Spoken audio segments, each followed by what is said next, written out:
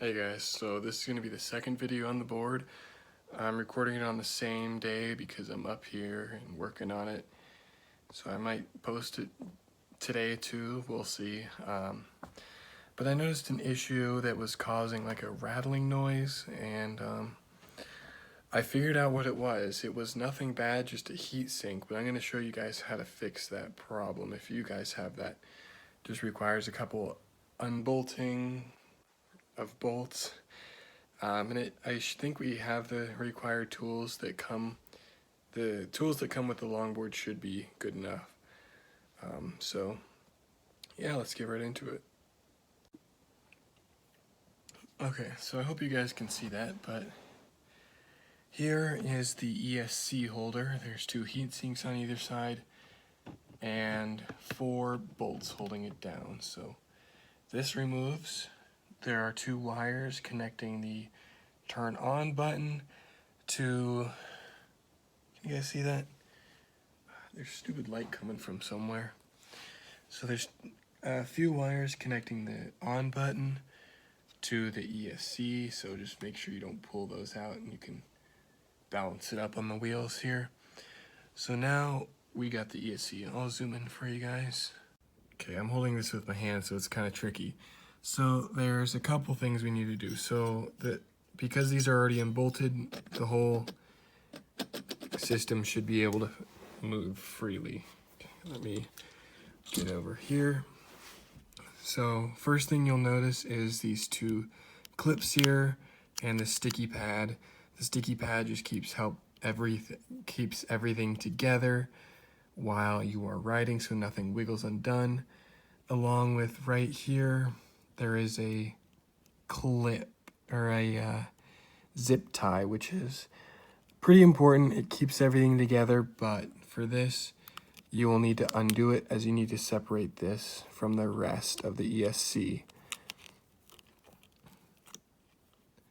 So once you do that, oh, this is the problem, by the way. It's very loose. I feel like it's gonna just wiggle out. This is the first day I've had it too, so now that that's undone,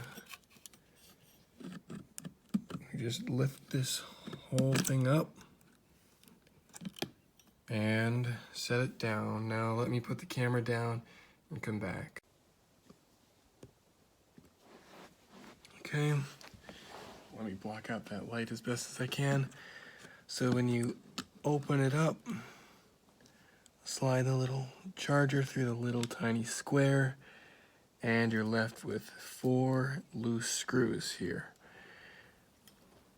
So if you take your skate tool, it comes with this, which fits perfectly. Gently tighten them all down. Hopefully you guys can see this. You can give them an extra little nudge so that they don't come loose again. Try to keep grounded while you're doing this, as you do not want shocks coming into your board, and you might as well tighten this side down too. You know what, I'll go for them all. That one's tight. That's just spinning freely. That's tight. Okay, so now no loose parts, and we should be able to stick this right down in the same place. Be sure to feed this through again. Place this on top.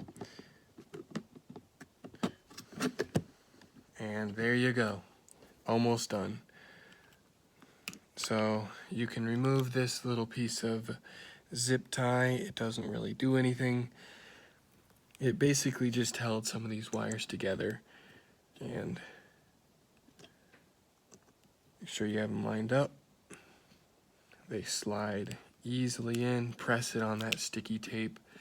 Make sure that you have a good connection. You don't want this to go wrong. Now test again. There shouldn't be anything loose. Everything looks perfect to me. The seal still looks good after 1 day. Oops. and carefully find the best location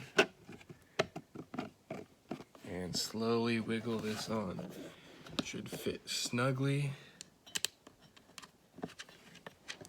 Then all you have to do is re-bolt it on and your sound of anything vibrating is gone. So the nice part about this design of this box is, here, I'll show you a close up in a second. So the nice design about these cooling, now I forget what they're called because I just don't remember. The nice part about these is they go a little bit farther inside to let more airflow circulate, and that more sort of stuff. So number one, you don't want any water in this, but if this gets loose, it will not fall out. There's not enough room here for it to come all the way up, so you'll just have loose bolts in there, which is fine. But another nice thing is you can fix it on the go if you have your skate tool. I picked an orange color, I guess. I thought I picked black, but it doesn't really matter. You keep this in your skate bag or your pocket, and you don't need to worry about it. So I'm going to bolt this up and show you that my board still works. Okay, we're all set. So this is in. My board is at 47%. So we're good with that. Let me power that on, power the remote on.